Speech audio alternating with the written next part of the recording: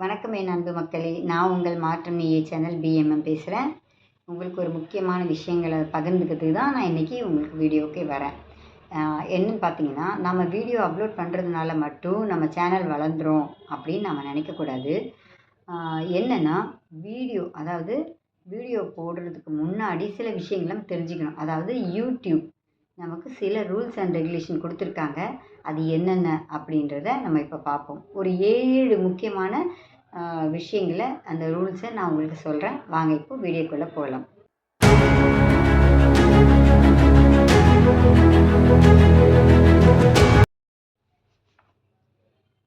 முதல் ரூல்ஸ் சொல்கிறேன், கேளுங்க. உங்களோட சொந்த கண்டென்ட், அதாவது நீங்கள் போடுற வீடியோ உங்களோடதாக இருக்கணும். அப்படி இருந்தால் இன்னும் ரொம்ப ரொம்ப நல்லது.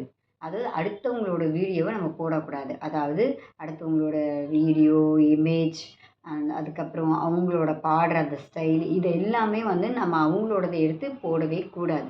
உங்களோட சொந்தமாக நீங்கள் பேசுகிறதே நீங்கள் போடுங்க. நீங்கள் என்ன ஷூட் பண்ணுறீங்களோ, அதாவது நீங்கள் சில இடத்துல போவீங்க, நிறைய பார்க் போவீங்க. அந்த மாதிரி பார்க்கில் போகும்போது அதை எடுங்க. வழியில் போகும்போது சில ஏதோ ஒரு சர்ச்சு பார்ப்பீங்க, ஆலயத்தை பார்ப்பீங்க, மசூதி, இது மாதிரி நீங்கள் என்னென்ன கண்டென்ட் போடுறீங்களோ அதுக்கேற்ற மாதிரி ஃப்ளவர் ஷோ, இந்த மாதிரிலாம் நிறைய இருக்குது. இப்போ ஒரு உதாரணத்துக்கு செம்மொழி பூங்கா வழியாக போகிறீங்க, உள்ளே போகிறீங்க. அதில் உங்களுக்கு எவ்வளோ நீங்கள் என்னென்னலாம் நீங்கள் எடுக்க முடியுமோ அந்த மாதிரி எடுத்துக்கலாம்.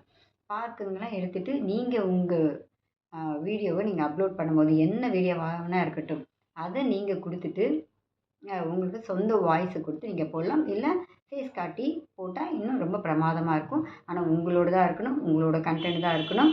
ரீமிக்ஸ் போடாதீங்க. சில டைமில் உங்களுக்கு காப்பிரைட் வர சான்ஸ் இருக்குது. ஓகேங்களா? 2வது ரூல் சொல்கிற கேட்டுக்கோங்களேன். காப்பிரைட் கண்டென்ட் வர மாதிரியான மியூசிக், சில டைமில் நம்ம லைசன்ஸ் இல்லாமல் ஒரு மியூசிக்கோ வீடியோவோ இப்படி நிறைய கொடுத்துருப்பாங்க. அந்த மாதிரி வீடியோவெல்லாம் நம்ம எடுத்து போட வேணாம். பிக்ஸாபே, அதுக்கப்புறம் பிக்சல், மிக்ஸ்கிட்டுன்னு ஒரு ஆப், இது மாதிரி இருக்குது. யூடியூபே நமக்கு ஆடியோ லைப்ரரி அப்படின்னு நமக்கு கொடுத்துருக்கு. நிறைய மியூசிக் அதில் இருக்குது நமக்கு. ஸோ நம்ம அதுலேருந்தும் எடுத்து நம்மளோட மியூசிக் பேக்ரவுண்டாக கொடுக்கலாம். பிக்ஸாபே, பிக்சல், இதுலேருந்துலாம் நம்ம வீடியோ, இமேஜ் இதெல்லாமே கூட எடுக்கலாம். ஸோ இந்த மாதிரி நீங்கள் ஃப்ரீயாக இருக்கிற ஆப்லேருந்து எடுத்து பயன்படுத்துங்க உங்கள் கண்டென்ட்க்கு. அதுக்கு ஏற்ற மாதிரியான நேச்சுரல்ஸ் எல்லாமே இருக்கும் அதில். நீங்கள் மேலே சர்ச்சில் மட்டும் டைப் பண்ணி போட்டு இதெல்லாம் எடுத்திங்கன்னா கண்டிப்பாக உங்களுக்கு காப்பிரைட் வராத வீடியோவாக போகலாம். நீங்களும் உங்களோட உங்கள் வீடியோவுக்கு நீங்கள் சீக்கிரமாக மானிட்டைஸ் ஆகவும் உங்களுக்கு வாய்ப்பு அதிகமாகும். சரிங்களா? அடுத்தவங்களோட வீடியோவில் நீங்கள் எடுத்து கம்பேர் பண்ணி போடாதீங்க. அது நிறைய பேர் சொல்கிறாங்க, பட் எனக்கு அது தெரியல. நான் செய்கிறது மட்டும்தான் நான் உங்களுக்கு சொல்லிக் கொடுப்பேன். எப்போவுமே நான் சொல்கிறது உண்மையை மட்டும்தான் சொல்லுவேன். ஓகேங்களா? 3வது ரூல் சொல்கிறேன், கேளுங்க.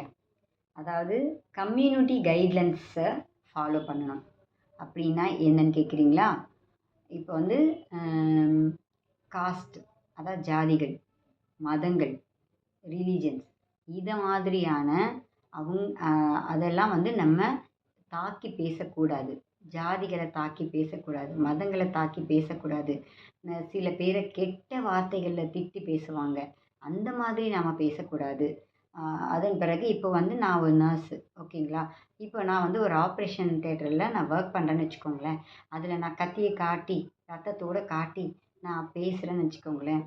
அந்த மாதிரி ரத்தமும் கத்தியோ பிளேடோ இதை மாதிரியான ஒரு விஷயங்களும் நாம் மக்களுக்கு அந்த வீடியோவை அப்லோட் பண்ணி போடக்கூடாது. சரிங்களா? இதெல்லாம் நமக்கு வீடியோவே, அதாவது நம்மளோட சேனலே டெலீட் ஆக நமக்கு வாய்ப்பு இருக்குது. இதை நல்லா ஞாபகம் வச்சுக்கோங்க. யாரையும் தவறான வார்த்தைகள் குறித்து பேச வேணாம். இதுதான் இந்த கம்யூனிட்டி கைடில் ரொம்ப இம்பார்ட்டன்ஸான ஒரு விஷயம். அதன் பிறகு குழந்தைங்களுக்கு ஏற்ற மாதிரி வீடியோ போடுறீங்களா, அவங்களுக்கு ஏற்ற மாதிரியான ஒரு வீடியோ போடுங்க. அவங்கள பாதிக்கிற அளவுக்கு ஒரு வீடியோ போடாதீங்க. சரிங்களா? இதுதான் நான் சொல்ல வேண்டிய ஒரு 3வது விஷயம். 4வது விஷயம் கேளுங்க. இது ரொம்ப நிறைய பேர் இந்த மாதிரி தவறான காரியங்கள் செய்கிறேன், அவங்களுக்காக பாருங்கள். அதே சமயம் புதுசாக யூடியூப் ஆரம்பிக்க போகிறீங்க அப்படின்னா இதை நீங்கள் ரொம்ப ரொம்ப முக்கியமாக ஃபாலோ பண்ணணும். என்னென்னா, ஃபேக் சப்ஸ்கிரைப்ஸ். நமக்கு வியூஸ் வரணும்னு சொல்லிட்டு நிறைய பேர் இன்றைக்கி என்ன பண்ணுறாங்கன்னா, காசு கொடுத்து சப்ஸ்கிரைப்ஸ் வாங்குறாங்க. வாட்ச் ஹவர்ஸ் அதிகமாகணும்னு சொல்லிட்டு அதுக்கும் காசு கொடுத்து இன்றைக்கி செய்கிறாங்க.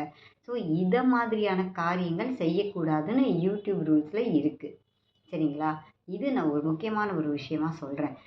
நம்ம நல்ல கன்டென்ட் நம்ம கொடுத்தாலே, நல்ல இம்ப்ரூவ் பண்ணாலே, நம்மளுடைய டேக்ஸ், டைட்டில், டிஸ்கிரிப்ஷன்ஸ் இது மாதிரி காரியங்கள்லாம் நம்ம பண்ணாலே நம்ம வந்து நல்ல வியூஸ் அதிகரிக்கலாம். கன்சிஸ்டன்சியாக நம்ம வந்து கொடுத்தாலே நமக்கு வந்து நிச்சயமாக சப்ஸ்கிரைப்ஸ் தானாக கிடைப்பாங்க. சரிங்களா? இந்த மாதிரி காசு கொடுத்து தயவு செய்து பண்ணாதீங்க. அந்த மாதிரி பண்ணால் சில டைமில் அதுக்கும் உங்களுக்கு சேனல் டெலீட் ஆக வாய்ப்பு இருக்குது. ஏன் அதை அவங்க அப்படி சொல்கிறாங்கன்னா, இப்போ நீங்கள் காசு கொடுத்துட்டு சப்ஸ்கிரைப்ஸ் வாங்குறீங்க, வியூவர்ஸ் வரணும், வாட்ச் ஹவர்ஸ் வரணும் அப்படின்னு நீங்கள் நினைக்கிறீங்க. உங்களுக்கு வாட்ச் ஹவர்ஸ் வந்துடும், சப்ஸ்கிரைப்ஸும் வந்துடுவாங்க. ஆனால் தொடர்ந்து நீங்கள் வீடியோ போடும்போது அதெல்லாம் அவங்க பார்ப்பாங்களா அப்படின்றது கேள்விக்குறி தான். ஸோ நாம் சொந்த முயற்சியில் எல்லாமே செய்ய நாம் முயற்சி செய்யணும். இதுக்கு பயிற்சி வேணாம், முயற்சி தான் வேணும். விடாமுயற்சி எப்போவுமே ரொம்ப நல்லது. ஆகவே நீங்கள் காசு கொடுத்து சப்ஸ்கிரைப்ஸ் வாங்க நினைக்காதீங்க. கிளிக் பைட் இது 5வதுக்கான காரியம். இது ஒரு என்னென்னா, நம்ம ஒரு யூடியூப்பில் ஒரு விஷயங்களை சொல்லியிருப்போம். ஒரு குறிப்பாக நம்ம ஒரு யூடியூப்பை பற்றி இப்போ நான் சொல்லியிருக்கேன். சரிங்களா? உங்களுக்கு மோட்டிவேஷன் படுத்தி யூடியூப் எப்படி என்ன பண்ணலாம் அப்படின்னு நான் போடுறேன்னு வச்சுக்கோங்களேன். ஆனால் நான் வெளியில் வந்து வேறு ஒரு சினிமா போஸ்ட்டை போட்டுட்டு அது ஒரு அட்ராக்டிவான அதை பார்த்தோன்னே மக்கள் ஒரு சினி ஆக்டர்ஸை போட்டுட்டு உங்களுக்கு கொடுத்த கண்டென்ட் யூடியூப் டிப்ஸு. ஆனால் நான் வந்து வெளியில் போட்டிருக்க தம்ப்நெயிலில் வந்து பார்த்தீங்கன்னா, தம்ப்நெயில், டைட்டில், டிஸ்கிரிப்ஷன் இதிலெல்லாம் பார்த்தீங்கன்னா ஒரு சினி ஆக்டர்ஸை பற்றி போட்டிருப்பேன். ஓகேங்களா? மக்கள் வந்து அதை பார்த்தோன்னே கிளிக் பண்ணுவாங்க. டக்குன்னு கிளிக் பண்ணுவாங்க. இதில் என்னமோ சினிமாவை பற்றி, சினிமா ஆக்ட்ரஸை பற்றி சொல்லியிருக்காங்க அப்படின்ட்டு. ஸோ அந்த மாதிரியான தவறுகளும் செய்யக்கூடாது. இது யூடியூபுக்கு எதிரான ஒரு ரூல்ஸு. சரிங்களா? அந்த மாதிரியும் போடாதீங்க. 6வது விஷயம் கேளுங்க. இது ரொம்ப நமக்கு ரொம்ப முக்கியமான ஒரு விஷயம். என்னென்னா, கன்சிஸ்டன்சியாக நம்ம யூடியூப்பில் வீடியோ அப்லோட் பண்ண பழகிக்கணும். நம்ம சம்பாதிக்கணும். நிச்சயமாக ஆயிரங்கள் இல்லை, லட்சங்களை கூட சம்பாதிக்கிறாங்க நிறைய பேர். ஆனால் புதுசாக ஆரம்பிக்கிற உங்களுக்காக நான் சொல்கிறேன், நீங்கள் தொடர்ந்து வீடியோ, அதாவது ஒரு வாரத்தில் 2 அல்லது 3 வீடியோக்கள் கண்டிப்பாக போடுங்க. ஒரு கேலண்டர் மாதிரி ஒரு ஃபாலோ பண்ணிக்கோங்க. மண்டே இதை போடலாம், டியூஸ்டே இதை போடலாம். அந்த மாதிரியான ஒரு விஷயங்களை ஃபாலோ பண்ணிக்கோங்க. 3 வீடியோ போடுறீங்களா, மண்டே, வெட்னஸ்டே, ஃப்ரைடே அப்படி வச்சுக்கோங்க.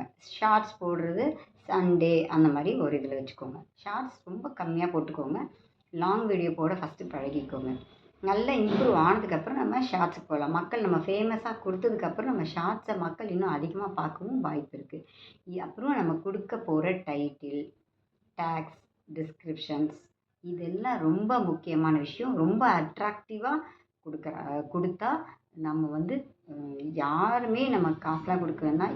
எல்லாமே நம்மளை வியூவர்ஸ் வந்து நமக்கு சப்ஸ்கிரைப் பண்ணுவாங்க. நம்மளோட வீடியோஸை அதிகமாக பார்க்க வாய்ப்பும் இருக்கும்.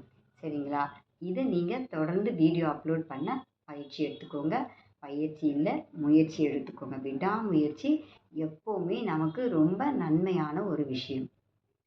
7வது விஷயம் என்னென்னா, மானிட்டேஷன் பற்றி நம்ம சொல்லணும். மானிட்டேஷன் வந்து எப்படி பண்ணணும் அப்படின்னா, உங்களுக்கே தெரியும். 1000 சப்ஸ்கிரைப்ஸ் இருக்கணும், 4000 வாட்ச் ஹவர்ஸ் இருக்கணும். இதெல்லாம் இருந்து நம்ம கண்டென்ட்டில், நம்மளோட வீடியோவில், நம்ம போட்ட சேனலில் வந்து எதுவுமே நோ காப்பிரைட்ஸ் காப்பிரைட்ஸ் எதுவும் இருக்கக்கூடாது. அப்புறம் ஸ்ட்ரைக் வந்திருக்கக்கூடாது. இது மாதிரிலாம் இருக்கும்பொழுது நமக்கு இது மானிட்டேஷன் வந்து ஆட்டோமேட்டிக்காக நமக்கு கிடச்சிரும். நான் சொன்ன இந்த ரூல்ஸ் எல்லாம் நீங்கள் ஃபாலோ பண்ணிங்கன்னா நிச்சயமாக நீங்கள் 3 மாதத்துலேயே மானிட்டேஷன் ஆகிடலாம். சரிங்களா? கடைசியாக உங்கள்கிட்ட ஒன்று சொல்லிக்கிறேன் முடிவாக. இந்த மாதிரி டிப்ஸுகள், இந்த மாதிரி ரூல்ஸ் எதனா தெரியணும், அந்த பிக்ஸாபே, பிக்சல், மிக்ஸ் கிட்டு இதெல்லாம் வீடியோ உங்களுக்கு எப்படி எடுக்கணும், என்ன பண்ணணும் அதெல்லாம் தெரியணும் எப்படின்னு சொன்னால் நான் அதுக்கு உங்களுக்கு காட்டுறேன். வீடியோலாம் உங்களுக்கு அப்லோட் பண்ணி போட்டு காட்டுறேன் எப்படி பண்ணணும்னு சொல்லிட்டு. அதுக்கப்புறம் வெரிஃபிகேஷன்லாம் இருக்குது. அதெல்லாம் நிறைய விஷயங்கள் இருக்குது. நிறைய பேர் சொல்கிறாங்க. நீங்களும் பார்த்துருப்பீங்க. உங்களுக்கு தேவைப்பட்டால் விளக்கமாக வேணும்னு கேட்டிங்கன்னா எனக்கு கமெண்ட் பண்ணுங்கள். சப்ஸ்கிரைப் பண்ணுங்கள். மறக்காமல் பக்கத்தில் இருக்க பெல் ஐக்கானை ப்ரெஸ் பண்ணுங்கள். அடுத்தவங்களும் பயன்பெற ஷேர் பண்ணுங்கள், லைக் பண்ணுங்கள். உங்களுக்கு தேவையானதை கமெண்ட் பண்ணுங்கள். ஓகே, நாம் நெக்ஸ்ட் வீடியோவில் உங்களை இன்னொரு இம்பார்ட்டண்ட் விஷயமாக நான் உங்களை பார்க்குறேன். ஓகே, பாய்.